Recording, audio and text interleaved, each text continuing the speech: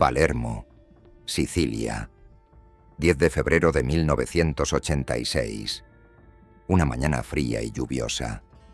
Frente a los muros de la prisión de Luciardone, se levanta un edificio que no se parece a nada que Italia haya construido jamás. Los periodistas lo llaman la astronave. Es una sala de audiencias con forma octagonal, levantada en apenas 6 meses, con muros de concreto armado diseñados para resistir el impacto de un cohete. Sobre el techo, un sistema de defensa antiaérea vigila el cielo las 24 horas del día. Adentro, empotradas en las paredes verdes, hay jaulas de acero. 30 jaulas. Y dentro de esas jaulas, los hombres más peligrosos de Europa. 475 acusados. 119 de ellos juzgados en ausencia, porque nadie ha logrado encontrarlos. Más de 600 periodistas acreditados de todo el mundo. Carabineros con ametralladoras en cada pasillo. Y en el centro de todo, un solo hombre con una toga negra que aceptó el trabajo que otros 10 jueces rechazaron. Esto no es una película. Esto fue el maxiproceso de Palermo, el juicio más grande en la historia del crimen organizado. El día en que un estado entero decidió sentar en el banquillo a la Cosa Nostra completa. Pero detrás de los números hay algo más oscuro. Entre esos 475 acusados, había hombres que habían ordenado cientos de asesinatos. Había jefes que gobernaban Sicilia desde las sombras mientras el mundo fingía que la mafia no existía. Había muertos, literalmente muertos, juzgados como si estuvieran vivos, porque ni siquiera el Estado sabía que la propia mafia ya los había ejecutado. Y había un ausente, un campesino de Corleone que no apareció jamás en la sala, pero cuya sombra cubría cada jaula, cada testigo y cada sentencia. Hoy vamos a recorrer ese banquillo, los 10 mafiosos más peligrosos que Italia se atrevió a juzgar, del número 10 al número 1. Y al final, vamos a ver el precio exacto que pagaron los hombres que se atrevieron a juzgarlos a ellos. Este es el maxiproceso, el juicio del siglo. Para entender cómo Italia llegó a construir una fortaleza solo para celebrar un juicio, hay que retroceder unos años. A comienzos de los años 80, Sicilia se desangraba. La Segunda Guerra de la Mafia, desatada por el clan de los corleoneses y su jefe Salvatore Riina, dejó un rastro de cientos de cadáveres en las calles de Palermo. No era una guerra entre iguales, era un exterminio. Las familias tradicionales de la Cosa Nostra caían una tras otra, y con ellas caían también jueces, policías, periodistas y políticos que se atrevían a estorbar. En septiembre de 1982, la mafia asesinó al general Carlo Alberto Dalla Chiesa, el prefecto enviado a Palermo precisamente para combatirla. Había sobrevivido al terrorismo de las Brigadas Rojas.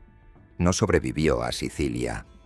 El país entero comprendió entonces que la Cosa Nostra no era un problema criminal. Era un desafío directo al Estado. La respuesta nació en una oficina del Palacio de Justicia de Palermo. El juez Rocco Chinnici tuvo una idea que hoy parece obvia y que entonces era revolucionaria. Crear un equipo de magistrados dedicados exclusivamente a la mafia, que compartieran toda la información entre sí, para que ningún juez quedara solo frente al monstruo, y para que ningún asesinato pudiera detener una investigación completa. Chinnici no vivió para ver su criatura funcionando. El 29 de julio de 1983, un coche bomba lo destrozó frente a su casa, junto a 2 de sus escoltas y un vecino inocente. Su sucesor, Antonino Caponnetto, completó el plan. Así nació el Pool Antimafia, un grupo pequeño de jueces instructores que trabajarían juntos, dormirían protegidos y lo compartirían todo. Entre ellos había 2 nombres que el mundo entero aprendería a pronunciar: Giovanni Falcone y Paolo Borsellino. 2 hombres nacidos en el mismo barrio de Palermo, criados entre los mismos muchachos que después se convertirían en mafiosos, y unidos por una convicción absoluta: la Cosa Nostra podía ser derrotada con la ley. Falcone aportó el método: seguir el dinero, cruzar documentos bancarios, escuchas y registros de vuelos hasta reconstruir el esqueleto financiero de la organización. Pero el método tenía un límite. Los papeles hablaban de operaciones, no hablaban de la estructura. Para eso hacía falta algo que en la historia de la mafia siciliana nunca había ocurrido: que un jefe rompiera la omertá, el código sagrado del silencio. Y entonces, desde una celda en Brasil, llegó el hombre que lo cambió todo. Antes de conocer a nuestros 10 protagonistas, hay que entender la escala física de lo que ocurría cada mañana dentro de la astronave, porque ningún tribunal del mundo había intentado nada parecido. La corte era una corte de Assise: 2 jueces profesionales y 6 jueces populares, ciudadanos comunes convertidos de un día para otro en el blanco potencial de la organización criminal más letal de Europa. El miedo era tan concreto que se convocó a 26 jueces populares suplentes, por si alguno moría, enfermaba o simplemente no soportaba la presión. Encontrar un presidente para el tribunal fue una odisea nacional. 10 magistrados encontraron la manera de esquivar el nombramiento antes de que Alfonso Giordano, un especialista en derecho civil con más experiencia en herencias que en homicidios, aceptara el cargo que podía costarle la vida. La historia demostraría que aquel hombre discreto tenía un temple de acero. Frente a él, un ejército, cientos de abogados defensores, decenas de fiscales y las 30 jaulas llenas de hombres que habían convertido la intimidación en un arte. La defensa lo intentó todo para reventar el proceso. Hubo maniobras diseñadas para consumir años enteros de audiencias con lecturas interminables del expediente. Hubo acusados que se cosieron los labios con aguja e hilo frente a las cámaras. Hubo huelgas de silencio, desmayos estratégicos, recusaciones en cadena. Giordano resistió cada embestida con una paciencia que desesperaba a los mafiosos, y audiencia tras audiencia, la máquina siguió avanzando. Y en el centro de esa máquina había una celda especial, adosada al búnker, con un ocupante custodiado como un tesoro de Estado. Desde allí, cada mañana, salía hacia el estrado el testigo, alrededor del cual giraba absolutamente todo. 7 años más tarde, esa misma celda alojaría a Salvatore Riina. El destino a veces tiene sentido de la simetría. Tommaso Buscetta no era el jefe más poderoso de la Cosa Nostra, pero era, quizás, el más respetado. Lo llamaban el jefe de los 2 mundos, porque su vida criminal se extendía entre Sicilia y América. Elegante, carismático, con una memoria prodigiosa, Buscetta pertenecía a la vieja guardia de la mafia palermitana, la que se consideraba a sí misma una sociedad de honor, con reglas, jerarquías y límites. Los corleoneses de Salvatore Riina no creían en límites. Cuando estalló la Segunda Guerra de la Mafia, Buscetta estaba lejos, rehaciendo su vida en Brasil, pero la guerra fue a buscarlo. El 11 de septiembre de 1982, sus 2 hijos, Benedetto y Antonio, desaparecieron en Palermo. Nunca se encontraron sus cuerpos. Después asesinaron a su hermano Vincenzo, a su yerno, a su cuñado Pietro, a 4 de sus sobrinos. Uno tras otro, los corleoneses fueron exterminando la sangre de Buscetta, aunque él no había disparado un solo tiro en esa guerra. El 23 de octubre de 1983, la policía brasileña lo arrestó en Sao Paulo. El 28 de junio de 1984 fue extraditado a Italia. En el avión intentó suicidarse con barbitúricos, sobrevivió, y cuando despertó, tomó una decisión que cambió la historia criminal del siglo XX. El 16 de julio de 1984 comenzó así a hablar con el juez Giovanni Falcone.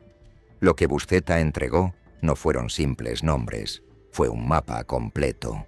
Explicó que la Cosa Nostra no era un conjunto de bandas rivales, sino una organización única, vertical, con familias, mandamientos y una estructura de gobierno en la cima, la comisión, también llamada la cúpula, donde los jefes de los distritos coordinaban asesinatos, negocios y guerras. Explicó los rituales de iniciación, el lenguaje interno, las reglas.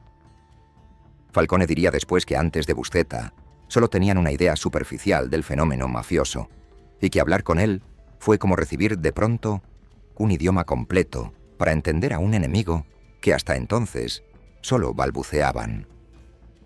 A las revelaciones de Buscetta se sumaron las de un segundo arrepentido, Salvatore Contorno, un soldado de la familia de Santa Flavia que había sobrevivido de milagro a una emboscada de los corleoneses y llevaba años enviando cartas anónimas a la policía. Con los dos testimonios cruzados, Falcone y el Pool construyeron un expediente monumental. Miles de páginas que sostenían una sola tesis jurídica. Si la Cosa Nostra era una organización única, entonces cada uno de sus jefes era responsable de las decisiones de la cúpula. Nadie podría volver a decir: yo no fui. Yo solo soy un hombre de honor. 475 órdenes de procesamiento. El instructor del expediente sabía perfectamente lo que había firmado. Falcone lo dijo con una frialdad absoluta. Primero abrirían el proceso y después la mafia intentaría matarlos a todos. Cuando Buscetta finalmente apareció en la astronave para declarar en persona, Italia se detuvo. Las audiencias se transmitían y el país entero descubrió a un testigo que no se parecía a nada conocido. Un hombre elegante, de calma absoluta, que hablaba de asesinatos, jerarquías y rituales con la precisión de un profesor y la frialdad de un cirujano. No suplicaba, no se justificaba, no exageraba. Corrigió fechas a los abogados defensores, reconstruyó organigramas de memoria y sostuvo la mirada de los hombres enjaulados que habían exterminado a su familia. Dejó claro, además, algo que desconcertó a muchos. Él no se consideraba un arrepentido. Consideraba que la Cosa Nostra de Riina había traicionado los valores en los que él había jurado, y que los traidores eran los otros. Uno puede discutir su moral. Nadie pudo discutir su memoria. Para los 475 del banquillo, cada palabra suya era una palada de tierra. Y para dos de ellos, como veremos, sus palabras fueron literalmente la diferencia entre la libertad y la tumba judicial. Con ese expediente sobre la mesa, el 10 de febrero de 1986, se abrieron las puertas de la astronave y comenzó el desfile de los acusados. Vamos a conocerlos, de menor a mayor, del número 10 al número 1.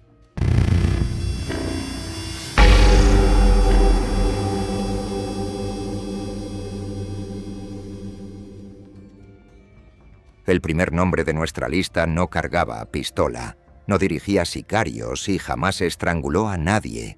Y sin embargo, su presencia en el banquillo aterrorizaba a la clase política italiana más que la de cualquier asesino. Ignacio Salvo era, junto a su primo Nino, el hombre más rico de Sicilia. Los primos Salvo controlaban la agencia de recaudación de impuestos de la isla. Cada liras que un siciliano pagaba al fisco pasaba por sus manos, y ellos retenían una comisión que superaba varias veces la de cualquier otra región de Italia. Eran empresarios celebrados, financistas de campañas electorales, amigos de ministros, y eran, según el testimonio de Tommaso Buscetta, hombres de honor de la familia de Salemi. Cuando Buscetta pronunció sus nombres frente al tribunal, el efecto fue devastador. Por primera vez, un arrepentido no señalaba solo a asesinos de barrio. Señalaba el punto exacto donde la Cosa Nostra se fundía con la economía legal y con la política. Los Salvo eran el puente. A través de ellos, la mafia hablaba con el poder. Buscetta llegó a describir ante los jueces la relación de los Salvo con políticos de primer nivel y sostuvo que el exalcalde de Palermo, Vito Ciancimino, obedecía directamente a los corleoneses de Riina. Nino Salvo murió de un tumor antes de escuchar el veredicto. Ignacio sí lo escuchó. Fue condenado por asociación mafiosa. Pero su historia no termina en el búnker, y aquí aparece el detalle que lo convierte en una pieza clave de este ranking. Años después del juicio, cuando la cúpula de la mafia debatía cómo responder a las condenas, Ignacio Salvo cometió el error de dar una opinión sensata. Aconsejó no asesinar a Giovanni Falcone. El 17 de septiembre de 1992, los sicarios de Riina lo mataron. Ese fue el pago por su prudencia. El número 10 de nuestra lista demuestra algo que vamos a ver repetirse. En la Cosa Nostra de los corleoneses, ni el dinero, ni los contactos, ni una vida entera de servicios compraban la supervivencia.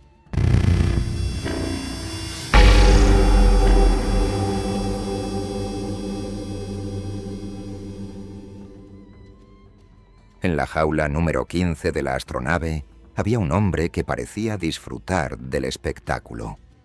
Fumaba su cigarro, sonreía a las cámaras y miraba a los jueces con un desprecio teatral, casi divertido.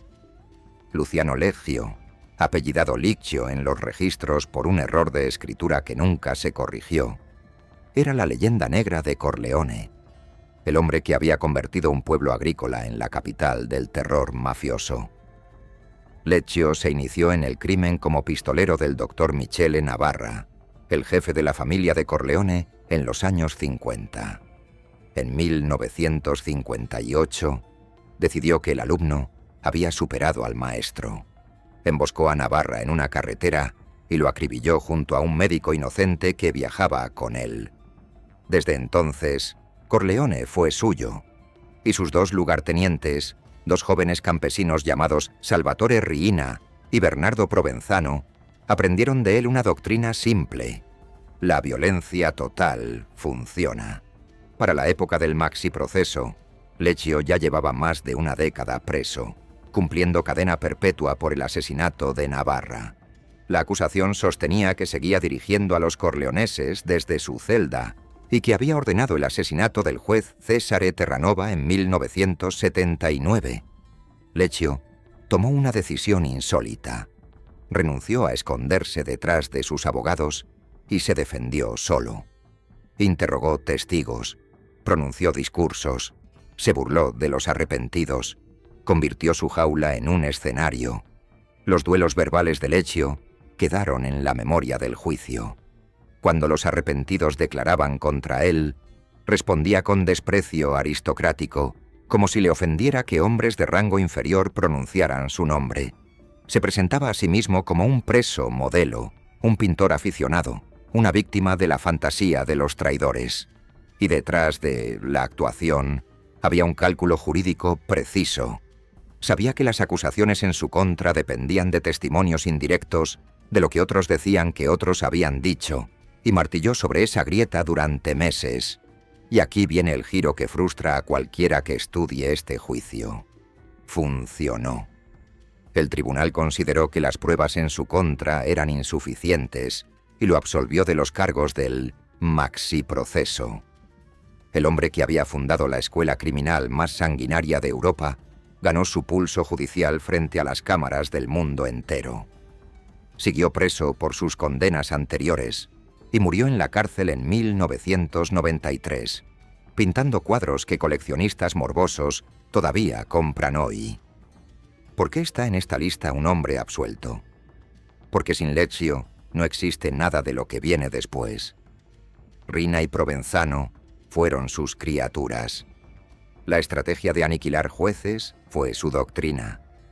El número 9 es el padre intelectual de todo el horror que este juicio intentó encerrar.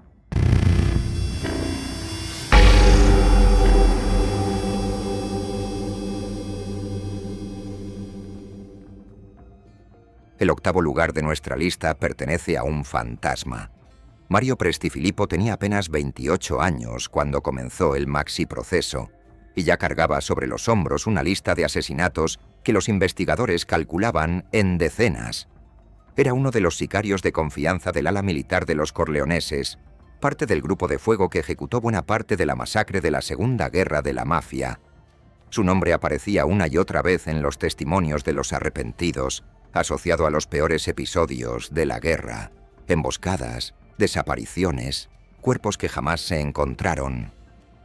Prestifilipo fue juzgado en ausencia. Mientras los fiscales leían sus crímenes en la astronave, él seguía libre, escondido en algún punto de la provincia de Palermo, protegido por la red de los corleoneses. Parecía intocable, pero en la Cosa Nostra de Riina, nadie era intocable. El 29 de septiembre de 1987, cuando el juicio entraba en su recta final, Mario Prestifilipo fue acribillado en una carretera cerca de Bagheria. Murió en plena calle, ejecutado no por el Estado que lo juzgaba, sino por los suyos. El tribunal tuvo que registrar su muerte mientras deliberaba sobre su condena. ¿Por qué lo mataron? Las hipótesis apuntan a la lógica de limpieza interna que Riina aplicó durante todo el juicio. Los hombres que sabían demasiado, los que podían caer presos y hablar, los que estorbaban los nuevos equilibrios, eran eliminados. Prestifilipo conocía los secretos del grupo de fuego más letal de la organización.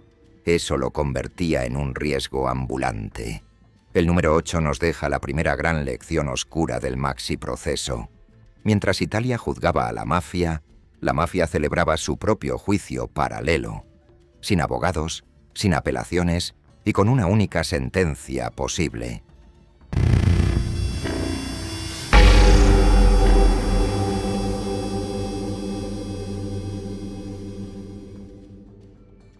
Hay algo profundamente perturbador en condenar a un muerto sin saber que está muerto. En el número 7 de nuestra lista, entramos en la zona más macabra del Maxi Proceso.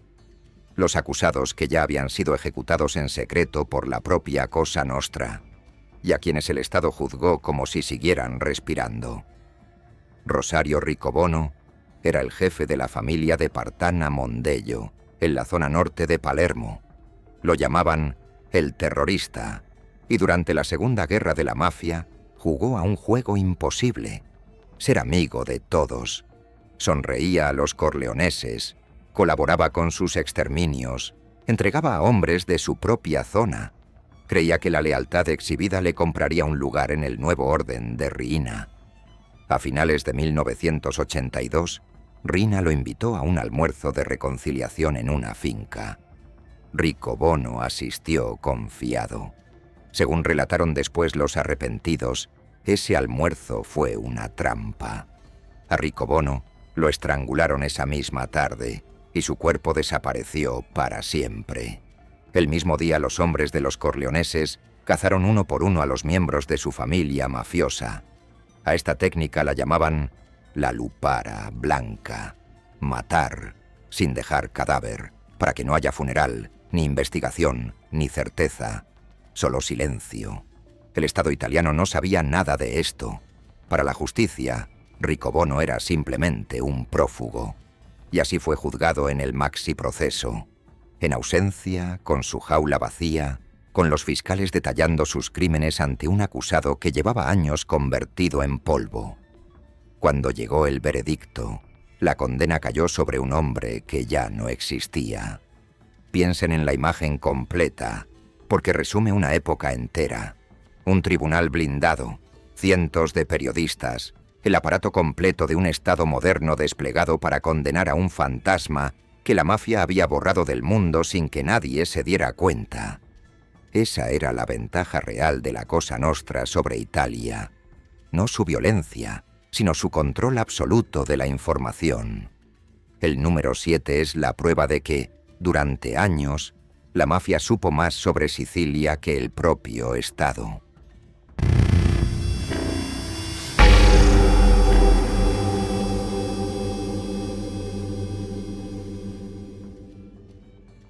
Si el Maxi Proceso tuvo un acusado capaz de helar la sangre de los propios mafiosos, fue el número 6. Filippo Marchese, jefe de la familia de Corso dei Mille, no era un estratega ni un político del crimen. Era un exterminador, y su nombre quedó asociado para siempre a un lugar que los arrepentidos describieron entre susurros: la cámara de la muerte de la Plaza Sant'Erasmo. Era un cuarto miserable en una zona portuaria de Palermo. Hasta allí, los hombres de Marchese arrastraban a los condenados de la guerra, enemigos de los corleoneses, parientes de fugitivos, sospechosos de deslealtad. Los interrogaban, los estrangulaban con una cuerda y luego disolvían los cuerpos en bidones de ácido. Los testimonios que se leyeron en el búnker describían jornadas en las que la cámara funcionaba como una línea de producción. Los investigadores nunca pudieron establecer una cifra final de víctimas. Los cálculos más conservadores hablan de decenas. Marchese ejecutaba con sus propias manos. Los arrepentidos lo describieron estrangulando personalmente a víctima tras víctima, incluso a muchachos jóvenes cuya única culpa era el apellido que llevaban. En la lógica de la guerra de exterminio de Riina, Marchese era la herramienta perfecta. Un hombre sin freno, sin preguntas y sin imaginación para la traición. Pero las herramientas se desgastan. En algún momento, entre finales de 1982 y 1983, Filippo Marchese desapareció. Los arrepentidos revelarían después su destino con una simetría escalofriante. Fue estrangulado y disuelto en ácido, exactamente el método que él había industrializado. La orden, según esos testimonios, vino de la cúpula corleonesa, y el ejecutor fue el hombre que ocupa el número 5 de nuestra lista. Cuando el maxiproceso se abrió, el Estado ignoraba todo esto. Marchese fue juzgado en ausencia, como un prófugo más. Otro muerto en el banquillo. Otra condena pronunciada sobre un hombre que la propia mafia ya había borrado. El número 6 nos muestra el escalón más bajo del horror corleonés, la muerte convertida en logística.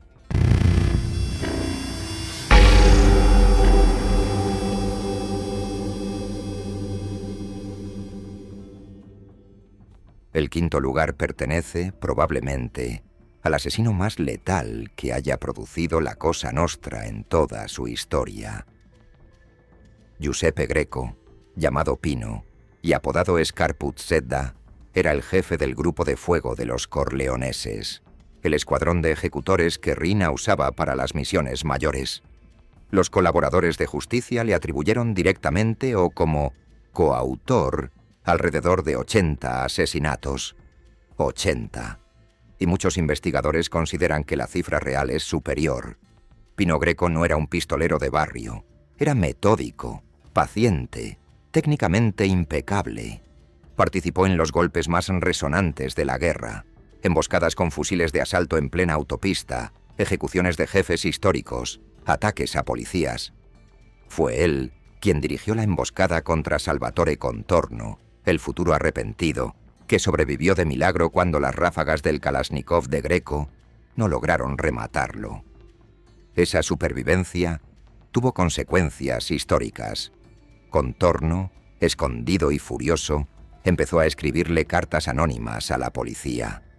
Con esa información, el comisario Ninni Cassarà redactó en 1982 un informe que listaba a 162 mafiosos, el famoso informe Michele Greco más 161, el embrión del maxiproceso. El sicario perfecto falló un solo tiro, y ese tiro fallido terminó construyendo el juicio del siglo. Cassarà pagó el precio máximo. En agosto de 1985, fue masacrado frente a su casa por un comando de más de una docena de tiradores, junto a su escolta, Roberto Antiochia. Para cuando la astronave abrió sus puertas, Pino Greco era oficialmente un prófugo, juzgado en ausencia. La realidad era otra. En septiembre de 1985, sus propios hombres de confianza lo habían asesinado a tiros en su casa, por orden de Riina. ¿La razón?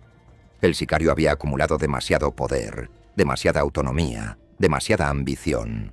En el sistema corleonés, el verdugo más eficiente era también el empleado más peligroso. El tribunal, sin saberlo, le impuso cadena perpetua a un cadáver. El Estado italiano condenó a prisión de por vida a un hombre que llevaba 2 años bajo tierra en algún lugar que nadie conoce hasta hoy. El número 5 es la ironía más brutal del Maxi Proceso. La justicia alcanzó a Pino Greco exactamente cuando ya no podía tocarlo.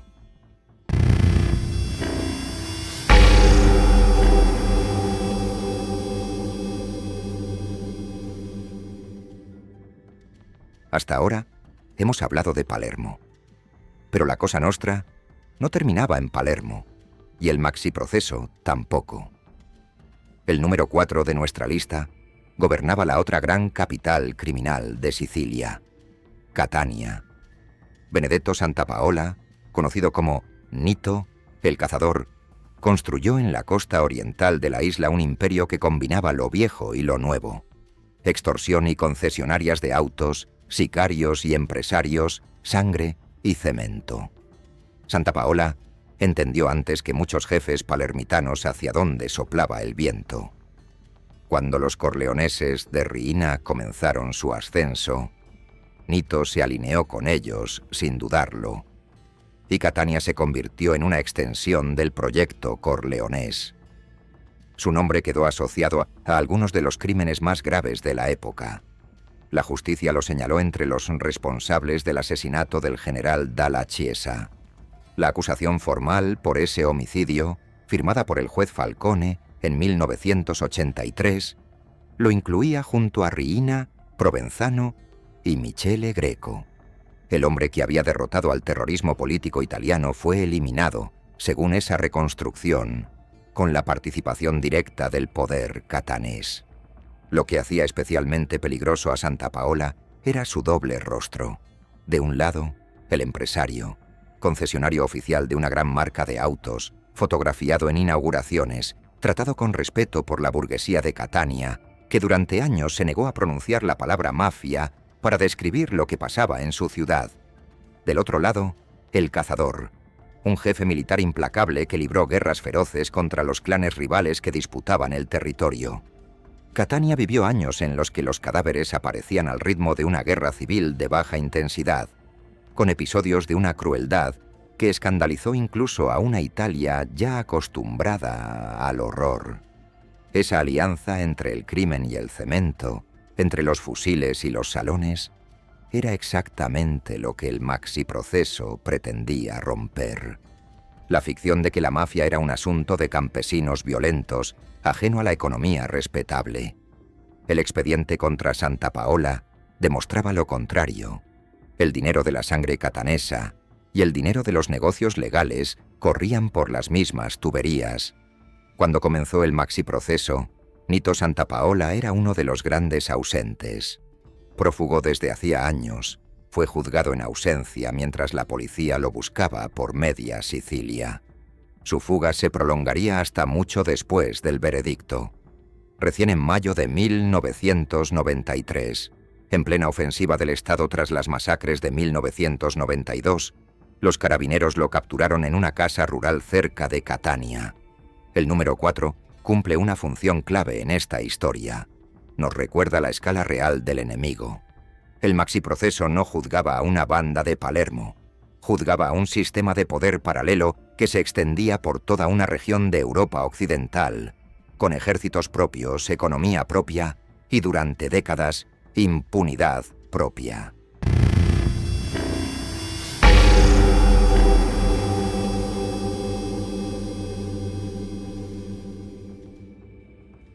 Llegamos al podio, y el bronce es para el hombre que convirtió la sangre en dinero limpio. Giuseppe Calò, Pipo para la organización, era el jefe de la familia de Porta Nuova, pero su verdadero reino no estaba en Palermo, estaba en Roma, entre financistas, testaferros y cajas fuertes. Lo llamaban el cajero de la Cosa Nostra, porque por sus manos pasaba el tesoro de la organización rumbo a inversiones, inmuebles y negocios que olían a perfume y no a pólvora. Calò es central en nuestra historia por una razón íntima. Era el jefe directo de Tommaso Buscetta. Fue su compañero de juventud, su amigo, el hombre con quien compartió los años de ascenso en la familia de Porta Nuova. Y fue también, para Buscetta, el símbolo perfecto de la gran traición interna de la Cosa Nostra. Cuando los corleoneses comenzaron su exterminio, Calò no defendió a los suyos. Se pasó al bando de Riina y desde esa posición, según los arrepentidos, bendijo o toleró la cacería de los amigos de toda su vida, incluida la sangre de Buscetta. Por eso, el momento más eléctrico de todo el Maxi-proceso llegó cuando Buscetta y Calò quedaron frente a frente en la astronave. El careo entre los dos viejos amigos convertidos en enemigos mortales paralizó a Italia frente a los televisores. Buscetta, sereno, quirúrgico, desmontando las coartadas de su exjefe. Calò, alternando la burla y la indignación, negándolo todo, llamando loco y mentiroso al hombre que conocía cada uno de sus secretos. En un momento del duelo, Buscetta le reprochó de frente lo que ningún tribunal podía tipificar: que había conocido a sus hijos, que había comido en su mesa y que no había movido un dedo cuando los corleoneses decidieron exterminar su sangre. Calò respondió atacando la vida privada de su acusador, sus divorcios, sus mujeres, su vanidad. Fue un error fatal de lectura. Frente a un país entero, el cajero de la mafia parecía un hombre acorralado insultando a un espejo. Los cronistas que estaban en la sala describieron ese duelo como el punto de quiebre psicológico del juicio, la prueba visible de que la omertà estaba muerta, de que la Cosa Nostra podía ser contada desde adentro, con nombres, fechas y detalles. Calò fue condenado en el Maxi-proceso como miembro de la cúpula, y su expediente siguió creciendo después. La justicia italiana lo condenó también por uno de los crímenes más infames de la década: la bomba en el tren rápido, 904 en diciembre de 1984. Un atentado terrorista puro, diseñado para desviar la atención del Estado mientras la mafia se reorganizaba. 16 muertos, entre ellos niños, en un túnel de los Apeninos. El número 3 nos enseña la cara más moderna del monstruo. La mafia como sistema financiero, capaz de estrangular a un amigo por la espalda mientras administra sus ahorros. Y nos regala, en aquel careo, la escena que define el juicio entero: el traidor y el traicionado, separados por un vidrio blindado, decidiendo con palabras el futuro de la organización criminal más poderosa de Occidente.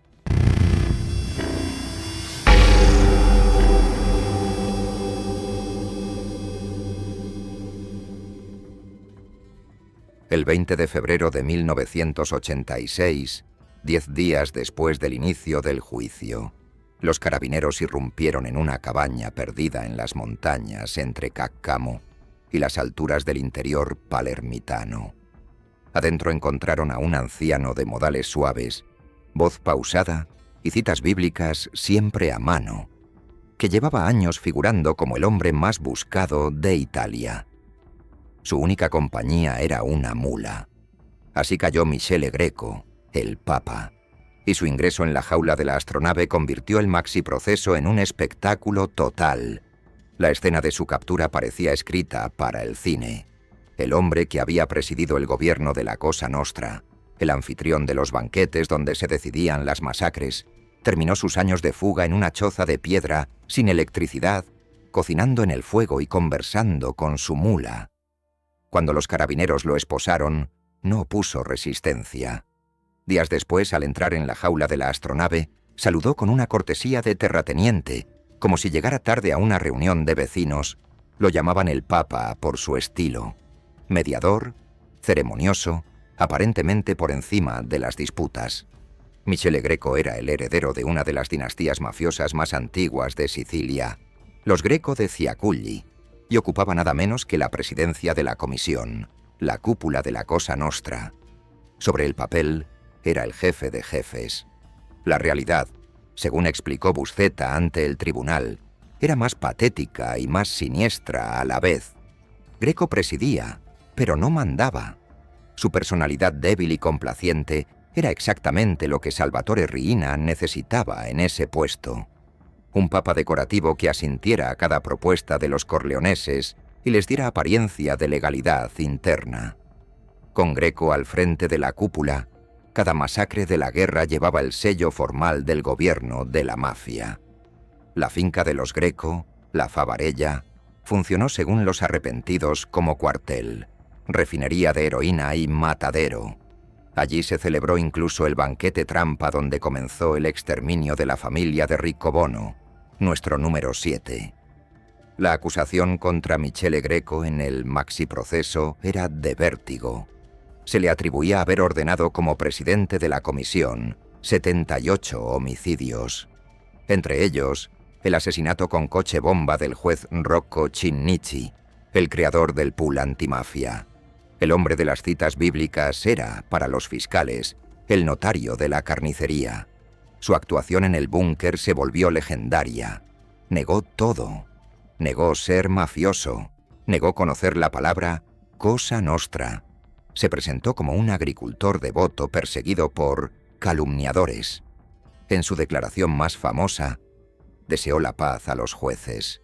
Una paz, dijo, tan profunda que alcanzara hasta el fondo de sus conciencias. Los magistrados entendieron perfectamente el mensaje envuelto en el almíbar. Era una amenaza. El 16 de diciembre de 1987, el tribunal le impuso cadena perpetua.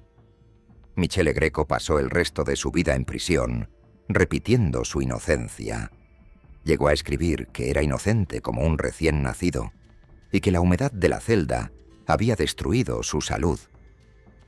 Murió en el penal de Revivia en 2008, sin haber admitido jamás ni un solo crimen. El número 2 es el rostro respetable del horror, el hombre que bendecía las masacres con voz de sacristán y que prestó su apellido ilustre para que la bestia de Corleone gobernara sin mostrarse.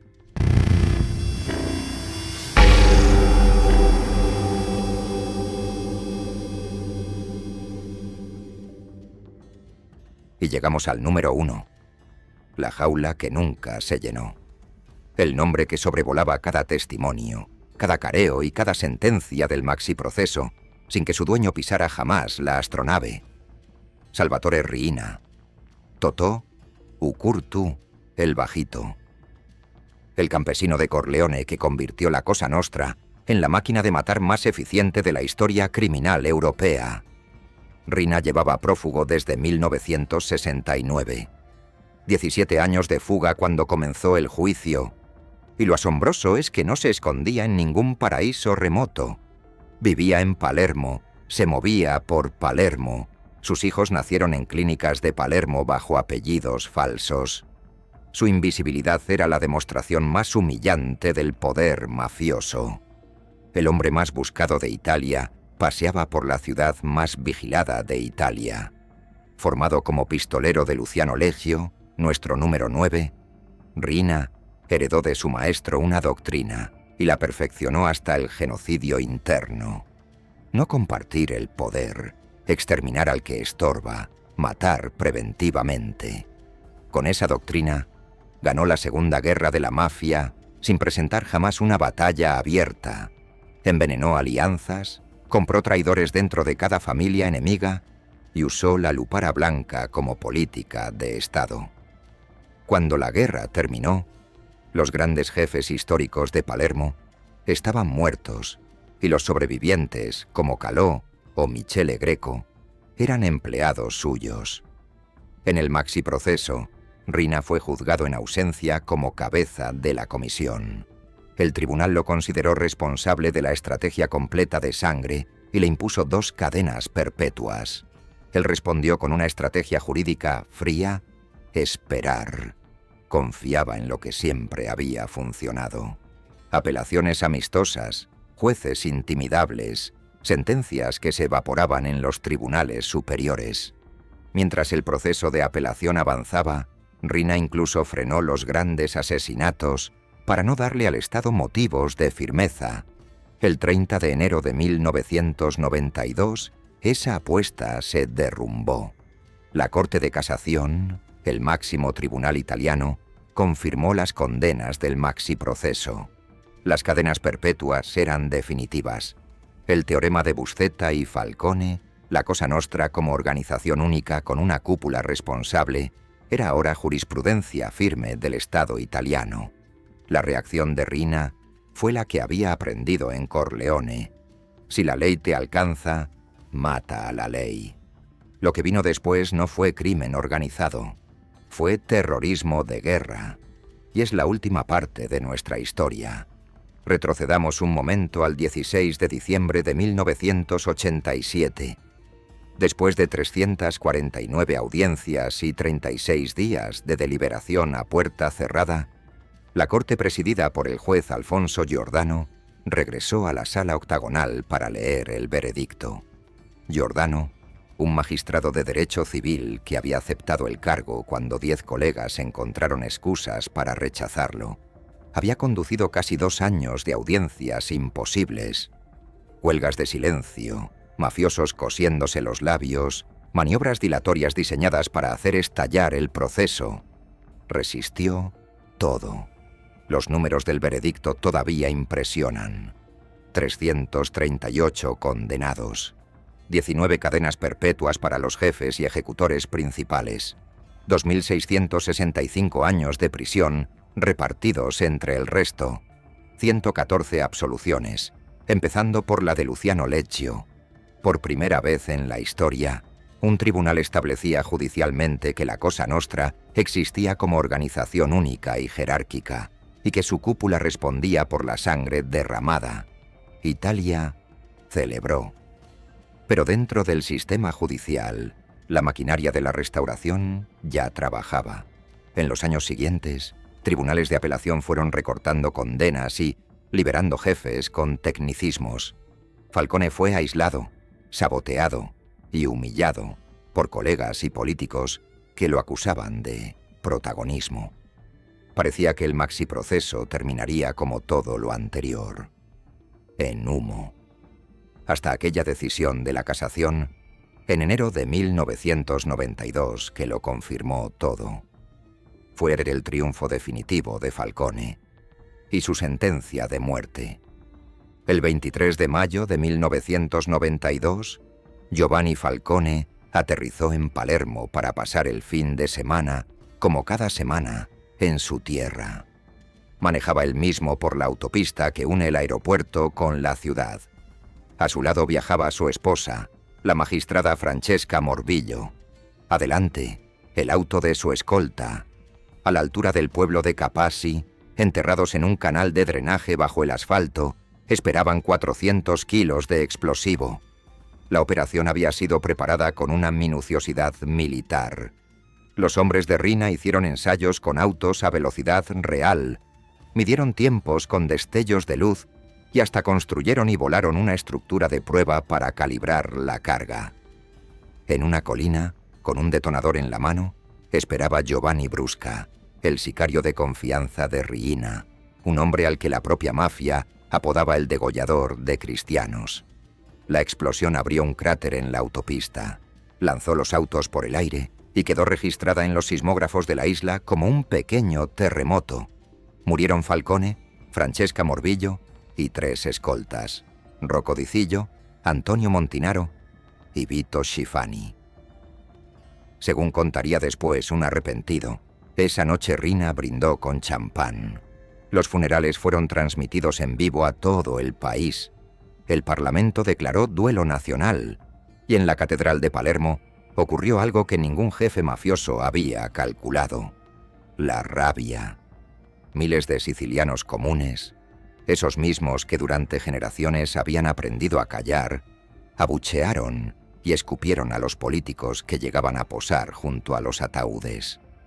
La omertá social, el silencio de todo un pueblo, empezaba a resquebrajarse frente a las cámaras. 57 días más tarde, el 19 de julio, Paolo Borsellino tocó el timbre del edificio de su madre en la Vía D'Amelio de Palermo. Un auto estacionado frente a la puerta estalló con él y con 5 agentes de su escolta: Agostino Catalano, Walter Cosina, Emanuel Aloy, Vincenzo Limuli y Claudio Traina. Los 2 arquitectos del maxiproceso, los 2 muchachos del barrio de La Calza que habían jurado derrotar a la mafia con la ley, fueron asesinados con 2 meses de diferencia, exactamente como Falcone había predicho años antes. Primero el proceso, después la caza. Riina creyó que las bombas doblegarían al Estado, como lo habían doblegado siempre. Consiguió lo contrario. Italia entera salió a la calle. Las imágenes de los funerales, con la viuda de un escolta gritando su dolor frente a los poderosos, quebraron algo definitivo en el país. El gobierno respondió con el puño más duro de su historia. Miles de soldados desembarcaron en Sicilia, se endureció el régimen carcelario para los mafiosos y la caza de los prófugos se volvió cuestión de honor nacional. El 15 de enero de 1993, en una rotonda de Palermo, los carabineros detuvieron un auto discreto.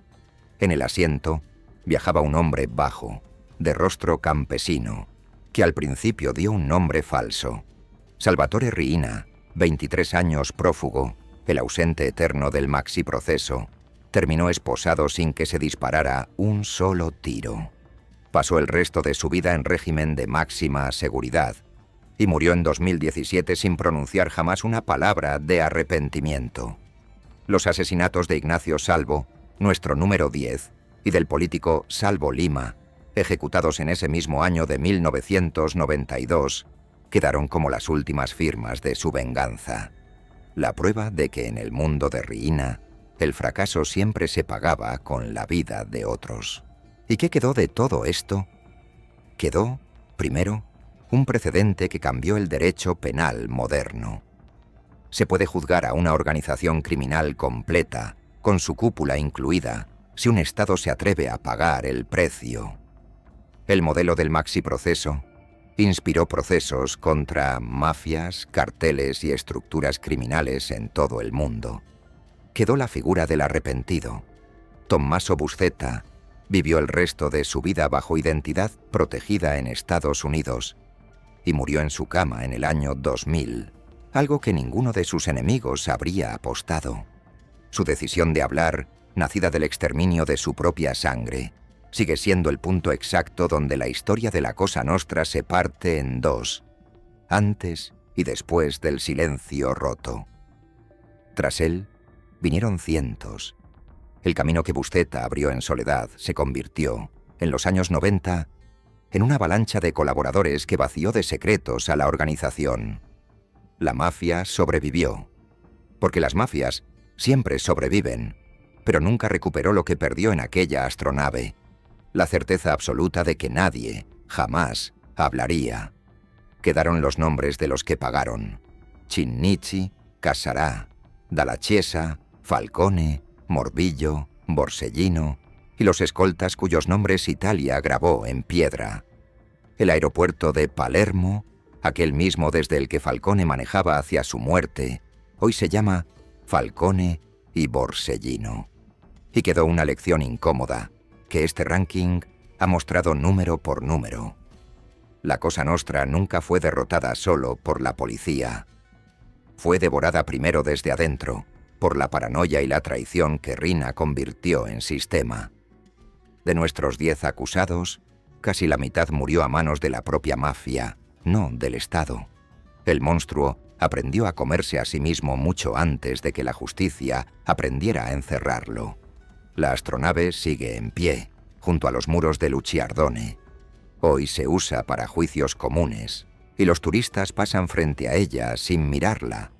Pero durante 642 días, entre 1986 y 1987, ese octágono de concreto fue el centro del mundo, el lugar donde un puñado de jueces, con un traidor como única brújula, se atrevió a poner de rodillas al imperio criminal más antiguo de Occidente. 475 acusados, 8 años de guerra judicial. Una traición que lo cambió todo. Ese fue el maxiproceso, el juicio del siglo. Si esta historia te atrapó, en este canal encontrarás los imperios, las guerras y las traiciones más oscuras del crimen organizado, contadas con hechos verificados y sin censura. Suscríbete, activa la campana y cuéntanos en los comentarios cuál de estos 10 te pareció el más peligroso de todos. Nos vemos en la próxima cruzada.